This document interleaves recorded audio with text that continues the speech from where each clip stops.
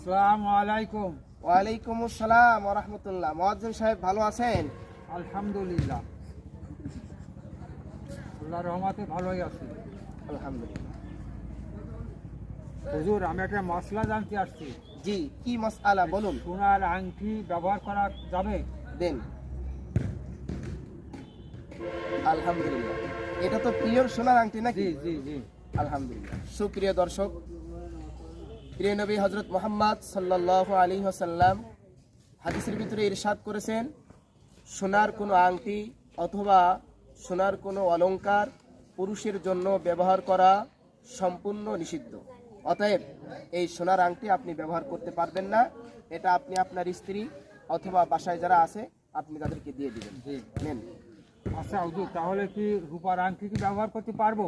দেন। আলহামদুলিল্লাহ। এটা কি পিওর রূপা, সম্পূর্ণ রূপা? পিওর রূপা। জি।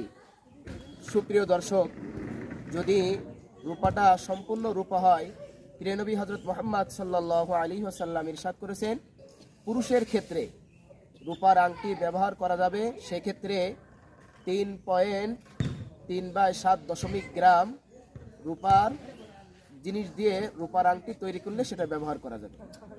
নেন।